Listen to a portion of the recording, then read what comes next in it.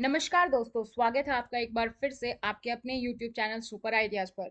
आज की इस वीडियो में हम बात करने वाले हैं पितृपक्ष श्राद्ध के नियम के बारे में।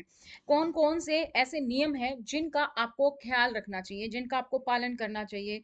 आपने अपने बड़े बुजुर्गों से काफ़ी सारे नियमों के बारे में सुना होगा, जैसे कि हम नया मकान, नया वाहन, ऐसी चीज़ें नहीं खरीदते हैं।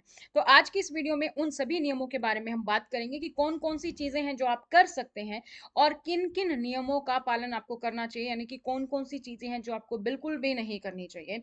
आज की इस वीडियो में हम बात करेंगे। सो दोनों ही चीज़ों को जानेंगे, क्या करें या फिर क्या ना करें।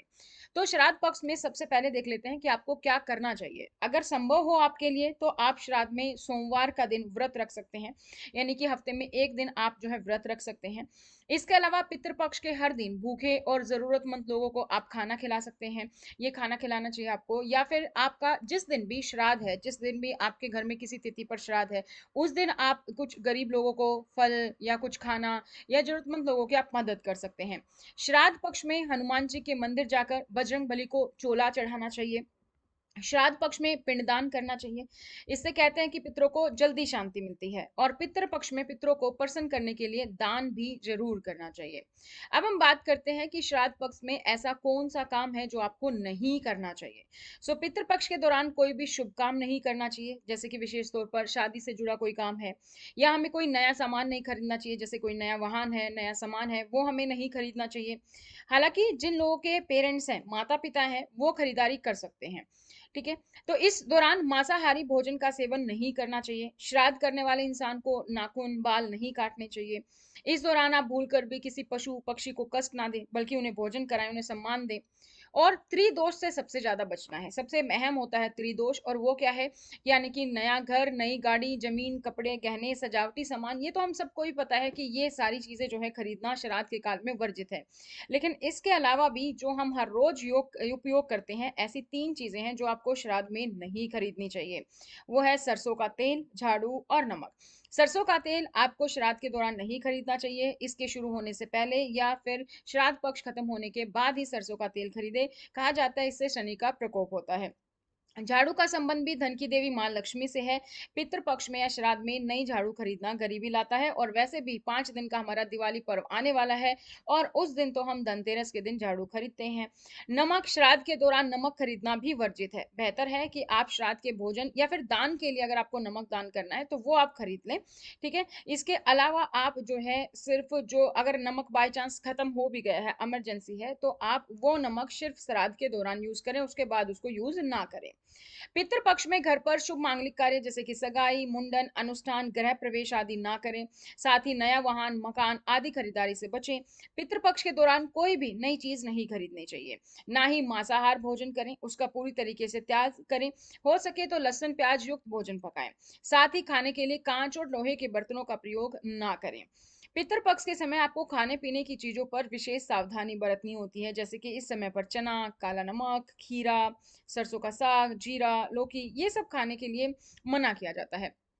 इसके अलावा बहुत ज़्यादा मिर्च वाला खाना, बैंगन, सफ़ेद तिल, लौकी, मूली, काला नमक, जीरा, सत्तू, मसूर की दाल, चने, सरसों का साग, इनका भी सेवन नहीं करना चाहिए।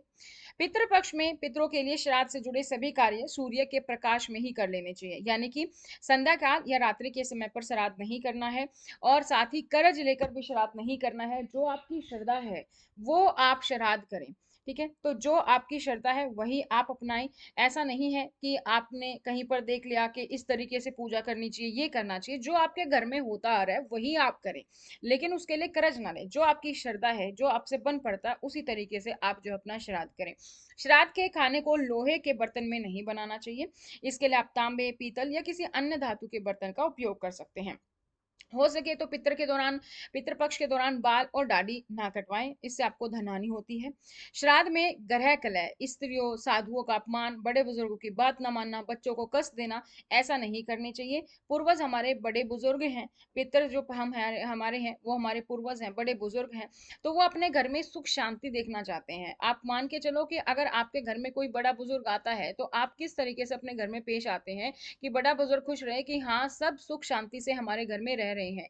तो ये जो पितृ हैं हमारे, जो हमारे पूर्वज हैं, 15 दिन के लिए धरती पर आए हैं, तो आप इनको इसी तरीके से दिखाएं कि वो संतुष्ट हों कि मेरे परिवार में सब कुछ हंसी खुशी है, सब कुछ प्यार से सब लोग रहते हैं।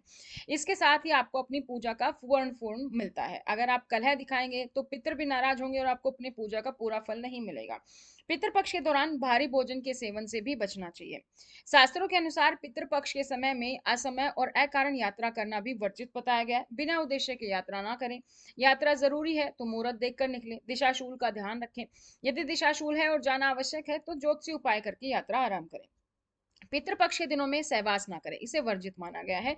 भाद्रपद पूर्णिमा से आश्विन अमावस्या तक पितृपक्ष होता है, इसमें पितरों की पूजा की जाती है। इस वजह से इसमें ब्रह्मचारियों के नियमों का पालन किया जाता है, तो आपके पितर आपसे और ज्यादा प्रसन्न होते हैं। पितृपक्ष में किसी से भी झूठ नहीं बोलना चाहिए। इसके अलावा किसी को अपशब्द नहीं कहना है। सट्टा खेलना, किसी के साथ छल कपट करना, इस तरीके के कार्य नहीं करने चाहिए, इससे आपके पितृ देवता नाराज होते हैं। साथ ही श्राद्ध पक्ष में ब्रह्मचार्य का पालन करें। पितृपक्ष में यदि आपके दरवाजे पर कोई भी आया, चाहे वो कोई जानवर हो, साधु हो, उनका अपमान ना करें। इन लोगों का अपमान करने से आपके पितृ नाराज होते हैं। साथ ही घर की चौखट पर यदि कोई गाय है, कुत्ता है, भिखारी आता है तो उसका भी अपमान ना करें। श्राद्ध के दौरान तर्पण के लिए काले तिल का प्रयोग करना चाहिए। इस दौरान भूल कर भी लाल या सफेद तिल का इस्तेमाल ना करें। साथ ही श्राद्ध करने के लिए लोहे के बर्तन का इस्तेमाल ना करें। और जो है आप इस दौरान पीतल के बर्तन में जैसे खाना बना सकते हैं, तांबे के बर्तन में पानी पी सकते हैं, वो आपको करना चाहिए। श्राद्ध के लिए आप जो भोजन बना रहे हैं उसे न तो आप चखें और न ही पहले खुद खाना चाहिए। पहले श्राद्ध के लिए निकालें, क्योंकि कई लोगों की आदत होती है खाना बनाने के बाद चखते हैं, तो वो आप यहाँ पर ना करें। शुद्धिकरण से आपका पूरा का पूरा आप खाना बनाएं।